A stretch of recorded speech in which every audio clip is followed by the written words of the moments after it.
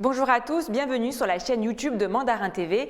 Si vous êtes nouveau et que vous vous intéressez à la chaîne, alors abonnez-vous tout de suite à la chaîne YouTube Mandarin TV. Pour cela, rien de plus simple. Il vous suffit de cliquer sur le bouton s'abonner en bas de la vidéo à droite pour ne rien rater des actualités, reportages et documentaires.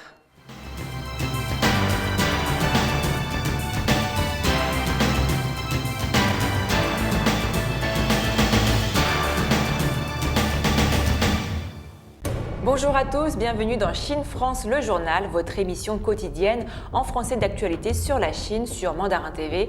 Sans transition, les titres de l'actualité. Au Forum économique mondial de Davos, le président chinois Xi Jinping met en garde contre une nouvelle guerre froide. Les vaccins chinois sont inclus parmi les candidats pour le programme COVAX. Tensions entre la Chine et l'Inde à la frontière himalayenne, des victimes sont à déplorer. La Chine s'active dans la lutte contre la cybercriminalité. Depuis 2019, 140 000 personnes sont poursuivies. Huawei a choisi la France pour installer sa première usine hors de Chine à Brumat, près de Strasbourg. L'ambassade de Chine en France se lance sur le réseau social TikTok. La construction de l'avion de ligne gros porteur sino-russe CR-929 commencera cette année. Et nous terminerons ce journal par une page écologique au Tibet, où près de la moitié des terres sont incluses dans des zones de protection écologique. Nous vous le disions, mardi, le Forum économique mondial de Davos a commencé cette semaine en visioconférence. À cette occasion, le président chinois Xi Jinping a mis en garde contre une nouvelle guerre froide, tout en s'imposant en défenseur du multilatéralisme et de la mondialisation. Xi Jinping met en garde contre une nouvelle guerre froide. Le président chinois s'est adressé par vidéo interposée au Forum économique mondial de Davos qui a commencé lundi. L'événement de 5 jours attire des dirigeants, des universitaires et des hommes d'affaires de plus de 70 pays.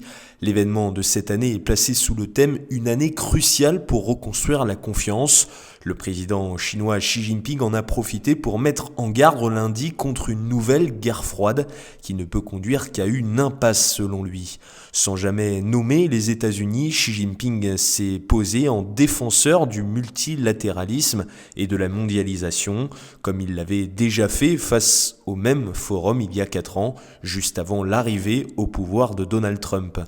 Moins d'une semaine après l'arrivée de Joe Biden à la Maison-Blanche, l'homme fort de Pékin a paru mettre en garde ce dernier contre une poursuite de la politique chinoise de son prédécesseur, qui avait fait de la Chine son rival numéro 1, notamment sur les plans commercial et technologique. Le régime communiste redoute notamment que Joe Biden veuille ressouder les Occidentaux face à lui. Bâtir des clans ou déclencher une nouvelle guerre froide, rejeter, menacer ou intimider les autres, imposer le découpage, le bouleversement des chaînes d'approvisionnement ou des sanctions afin de provoquer l'isolement ne fera que pousser le monde dans la division et même la confrontation, a averti Xi Jinping. Ajoutant également « La confrontation nous emmènera dans une impasse », a-t-il déclaré. Il a également ajouté que les urgences de santé publique comme la Covid-19 pouvaient très bien survenir de nouveau et que les problèmes mondiaux devaient être résolus avec l'unité et la consultation au lieu de la confrontation. Il a ajouté que la Chine continuerait de mettre en œuvre une stratégie gagnant-gagnant en ouvrant son économie afin d'ouvrir plus de possibilités à d'autres pays et de donner un élan à la reprise et à la croissance économique mondiale. Bonne nouvelle pour les vaccins chinois contre le Covid-19. En effet, l'Organisation mondiale de la santé a annoncé qu'elle envisageait de les utiliser dans le cadre du programme de vaccination mondiale COVAX. Les précisions dans ce reportage. L'Organisation mondiale de la santé a annoncé qu'elle évaluait les vaccins des producteurs chinois en vue d'une éventuelle utilisation dans le programme mondial de vaccination COVAX. Mariangela Simao, directrice générale adjointe de l'Organisation mondiale de la santé pour l'accès aux médicaments et aux produits de santé, a indiqué le 22 janvier que les producteurs chinois de vaccins Sinopharm et Sinovac ont envoyé des doses complètes à l'OMS pour une utilisation d'urgence et celles-ci seront inspectées cette semaine.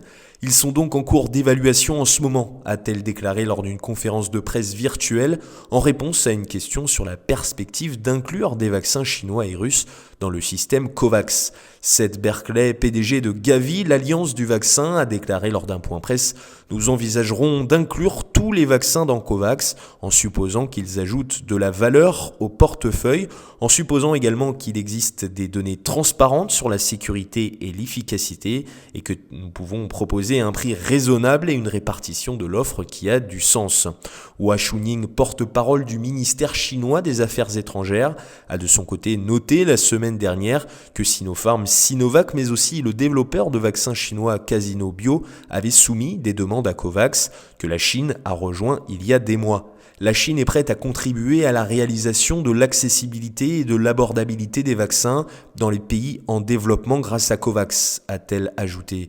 Rappelons notamment que le vaccin Sinovac a été approuvé pour une utilisation d'urgence dans plusieurs pays dont la Chine, le Brésil, le Chili et l'Indonésie. COVAX est donc en bonne voie pour délivrer au moins 2 milliards de doses d'ici la fin de l'année, dont au moins 1,3 milliard de doses à 92 économies à faible revenu dans le Gavi COVAX AMC. Preuve de la qualité des vaccins chinois, un train de marchandises Chine-Europe transporte actuellement des fournitures anti-Covid-19 à la Pologne. Il devrait arriver en Pologne dans environ 13 jours. Et fermons cette page Covid avec les derniers chiffres de contamination. La Chine a signalé 80 nouvelles infections lundi dans sa partie continentale, y compris 69 transmissions locales. 53 ont été détectées dans la province du Heilongjiang et 7 dans la province du Jilin, toutes deux dans le nord-est du pays. Des chiffres en baisse donc par rapport à la veille, alors que les autorités s'activent pour endiguer la propagation du virus. Intéressons-nous maintenant aux tensions apparues la semaine dernière à la frontière himalayenne. Selon des sources militaires et des médias locaux, des affrontements ont eu lieu entre des troupes chinoises et indiennes. Plusieurs victimes sont à déplorer. Nouvel accrochage entre l'Inde et la Chine à la frontière himalayenne.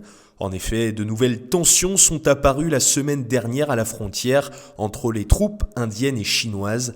Lundi 25 janvier, des sources militaires et des médias locaux ont indiqué que des victimes étaient à déplorer dans les deux camps. Des soldats indiens et chinois se sont en effet battus sur cette frontière litigieuse entre les deux pays. L'incident s'est produit le 20 janvier sur le col de Nakula dans l'état du Sikkim, ont indiqué des sources militaires. Une patrouille chinoise a tenté de traverser le territoire indien avant d'être repoussée, ont déclaré ses responsables. Nakula relie le Sikkim à la région du Tibet en Chine et lundi 25 janvier, l'armée indienne a minimisé l'événement, le qualifiant de confrontation mineure. Dans un bref communiqué, elle a également précisé que les tensions avaient été résolues par les commandements locaux selon des protocoles établis.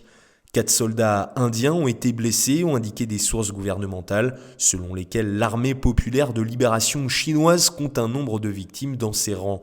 Ces détails ont été rendus publics à la veille de la fête nationale du jour de la République de l'Inde, qui sera célébrée à Delhi mardi 26 janvier par un défilé, l'occasion d'exhiber les derniers équipements militaires.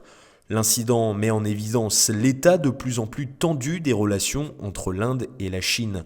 Le ministère chinois des Affaires étrangères a déclaré qu'il n'avait aucune information sur l'incident. Son porte-parole Zhao Lijian a souligné que les soldats chinois se consacrent au maintien de la paix et de la tranquillité de la région frontalière, exhortant l'Inde à travailler dans la même direction. Pour Pékin, l'Himalaya n'est qu'un autre théâtre dans une vue d'ensemble plus étendue. En agissant ainsi avec l'Inde et avec leurs mesures concernant Taïwan, les Chinois veulent voir comment l'administration Biden va réagir sur ces multiples fronts, a estimé Arch Van Pant, professeur de relations internationales au King's College de Londres, interrogé par l'AFP. Des combats au corps à corps à la frontière du Sikkim en mai avaient ravivé les tensions frontalières entre les deux pays voisins, les plus peuplés du monde. En juin, au moins 20 soldats indiens et un nombre inconnu de forces chinoises avaient été tués dans un affrontement sur leur frontière himalayenne de la région du Ladakh. Depuis 2019, 140 000 personnes sont poursuivies pour cybercriminalité en Chine. Face à ce chiffre inquiétant, le parquet suprême chinois s'est engagé à intensifier la répression en améliorant la réglementation et en renforçant les efforts. Lundi, le parquet populaire chinois a déclaré avoir intenté plus de 50 000 poursuites contre 140 000 personnes pour cybercriminalité depuis 2019. Heng Xinjian, procureur supérieur du parquet populaire suprême, a déclaré lundi lors d'une conférence de presse que les crimes commis via Internet avaient connu une croissance rapide en Chine ces dernières années.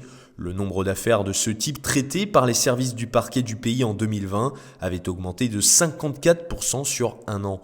Notons que la plupart des cybercrimes impliquent des fraudes ou des jeux d'argent en ligne.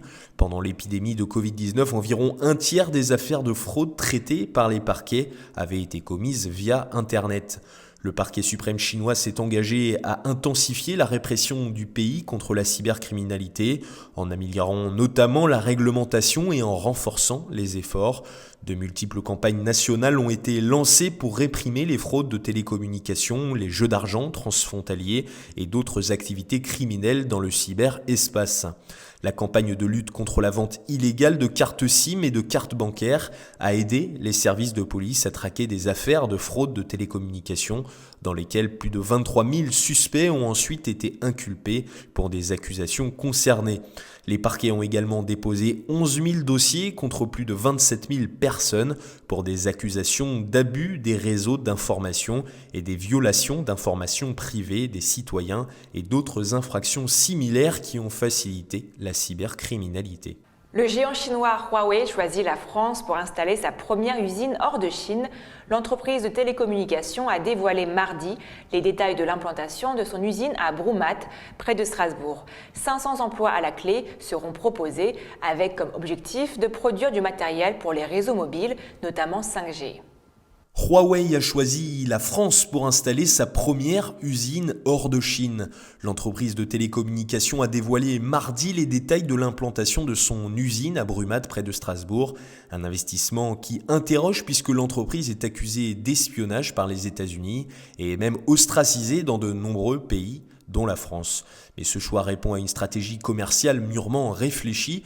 En effet, le géant chinois va y produire du matériel pour les réseaux mobiles, notamment 5G, avec 5000 emplois à la clé. Une façon pour l'entreprise d'esquiver les sanctions américaines à son encontre. Cette usine, véritable symbole à la fois pour Huawei et pour la France, devrait ouvrir ses portes en 2023. Et depuis Brumath, Huawei desservira toute l'Europe. C'est donc une belle opportunité pour Claude Sturny, président de l'agglomération d'Haguenau.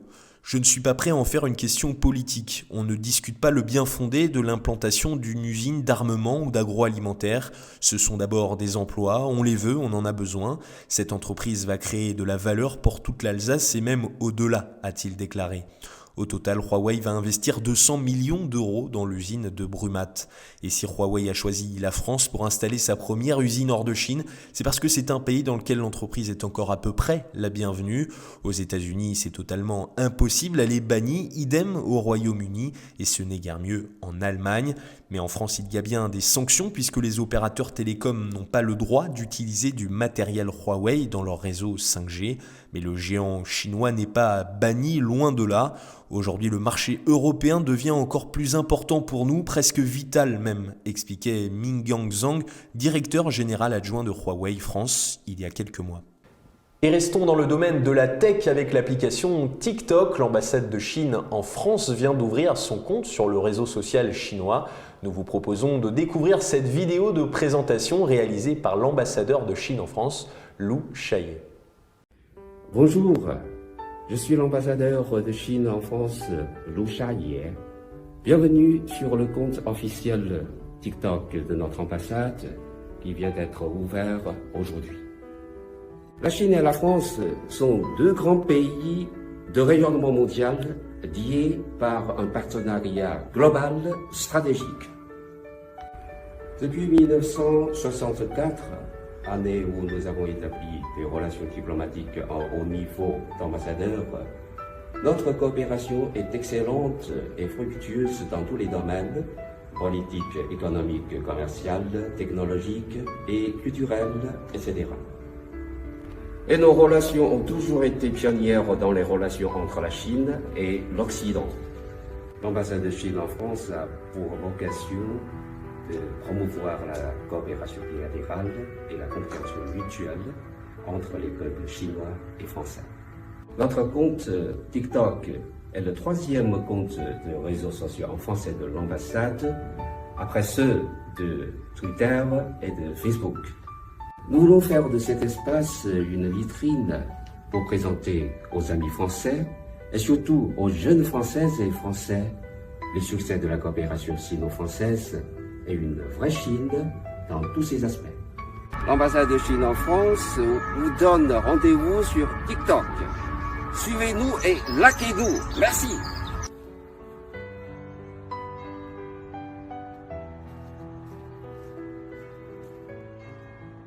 La construction d'un avion de ligne sino-russe commencera cette année.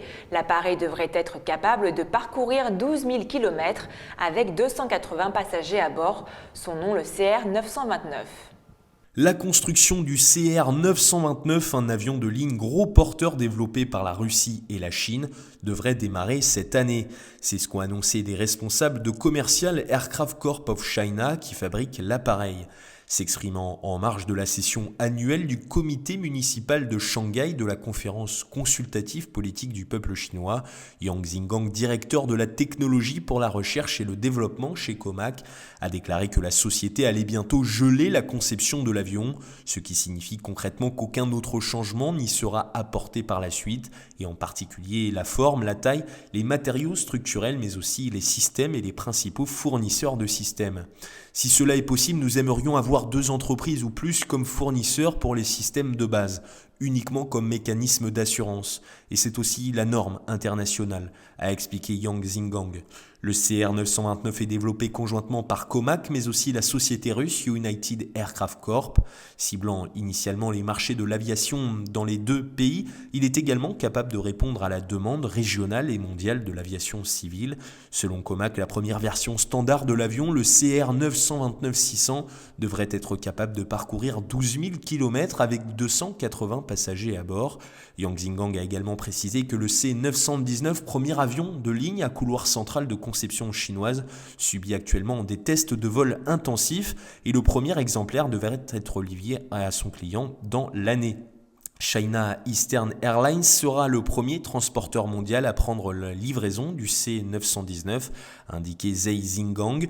Le C-919 bimoteur à couloir central comparable à l'Airbus 320 modernisé, mais aussi au 737 de nouvelle génération de Boeing, a effectué son vol inaugural le 7 mai 2017. À ce jour, Comac a reçu 915 commandes de 28 entreprises chinoises et étrangères. Outre le C-919 et le CR-929, près de 50 exemplaires de l'ARJ-21, un avion régional développé et fabriqué par Comac, sont en service. D'autres ARJ-21 devraient être livrés cette année, a déclaré Yang Xingang. Et bonne nouvelle écologique maintenant, la région autonome du Tibet a placé près de la moitié de ses terres sous une surveillance écologique stricte. C'est ce qui a été annoncé lors d'une réunion annuelle de l'Assemblée populaire régionale qui a débuté le 20 janvier dernier. Près de la moitié des terres du Tibet sont incluses dans des zones de protection écologique. En effet, la région autonome du Tibet a placé près de la moitié de ses terres sous la surveillance écologique la plus stricte. C'est ce qui a été annoncé lors d'une réunion annuelle de l'Assemblée populaire régionale qui a débuté le 20 janvier. Selon Shizala, président du gouvernement régional, la zone de protection écologique qui couvre plus de 539 000 km² représente 45% de la superficie de la région. De plus, indiqué Shizala dans son rapport de travail gouvernemental remis mercredi à la 4e session de la 11e Assemblée populaire régionale, le Tibet contrôle strictement l'excavation de sable dans ses 56 rivières clés. Des 22 réserves écologiques ont été construites et sont opérationnelles. Selon le rapport de travail du gouvernement, le taux de jour avec une bonne qualité de l'air dans les villes tibétaines de niveau préfectoral et supérieur a atteint 99,4% et toutes les sources d'eau potable de la région répondent aux normes applicables. Le rapport a également indiqué que le nombre d'antilopes du Tibet dans la région est passé à plus de 200 000, les espèces sauvages terrestres à 1072 et les grues à cou noir à plus de 8000. 5 nouvelles espèces rares ont par ailleurs été découvertes ces dernières années. Et dans le même temps, la région a dépensé ces dernières années 12,2 milliards de yuan, soit 1,9 milliard de dollars pour des projets de protection écologique. 5 villes et préfectures et 3 comtés ont été désignés comme villes et comtés modèles écologiquement civilisés au niveau national et un nombre croissant de résidents ruraux ont tiré des bénéfices financiers en entreprenant des travaux de protection écologique à temps partiel. Couvrant plus de 298 000 km², la réserve naturelle nationale de Shanchtang, la plus grande de Chine, est devenue un refuge pour la faune rare des hauts plateaux, tels que les yaks sauvages, les mouflons argali et les antilopes du Tibet. Et c'est la fin de notre journal. Merci à tous de nous avoir suivis. Retrouvez toutes nos vidéos sur mandarintv.fr ou en vous abonnant à notre chaîne YouTube. Très bonne journée à toutes et à tous sur Mandarin TV.